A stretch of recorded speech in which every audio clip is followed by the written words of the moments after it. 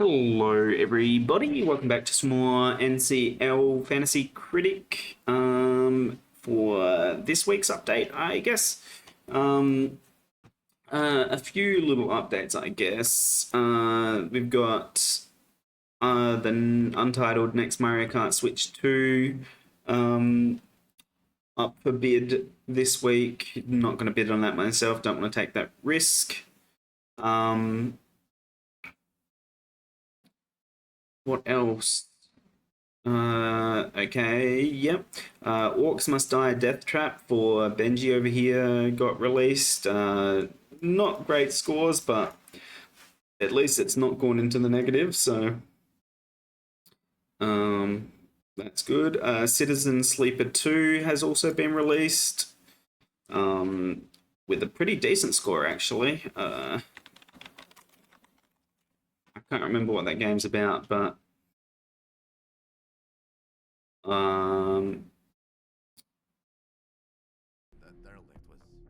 introspective interrogation. don't know. A byproduct of its But obviously, it seems to have done pretty decently.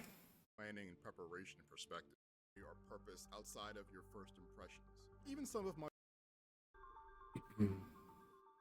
That's pretty cool for Grime. of control and expressing personal character class is engaging. 8. Back and create a sense of precarity. IGN has given it an 8 out of 10, so there you go. And also, Rift of the Necrodancer is also getting some scores now, by the looks, but it hasn't officially released yet. So I guess that's some like pre-release scores from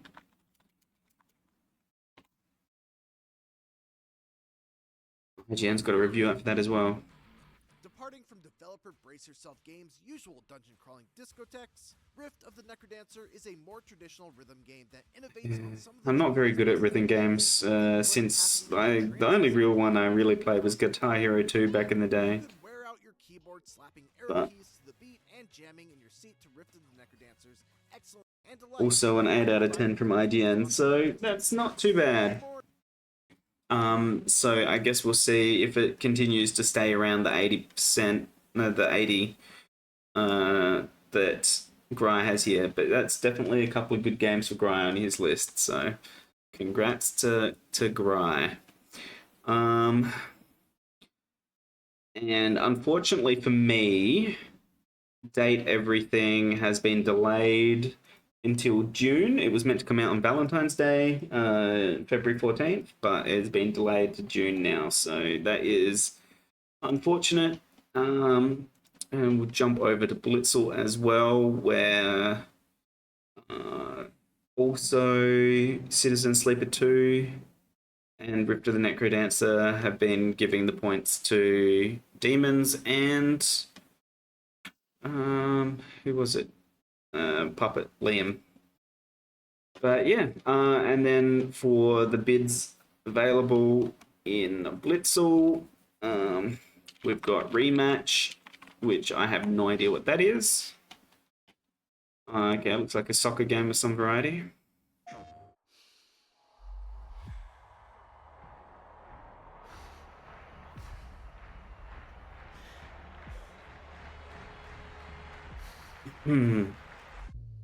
The Rocket League of soccer? Who knows?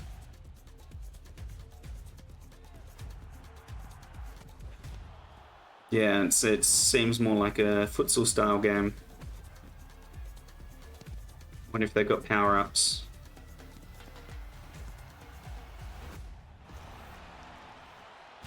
Interesting.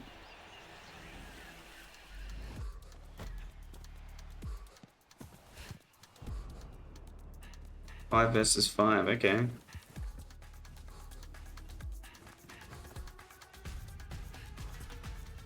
Yeah, I mean, look, it could be something interesting to watch, like as an esport or something like that, but online football, more like online futsal, but I guess you've got the rebounds off the walls and stuff like that, so I don't know, that could be cool.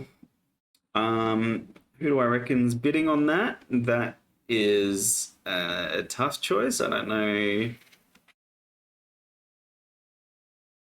No idea.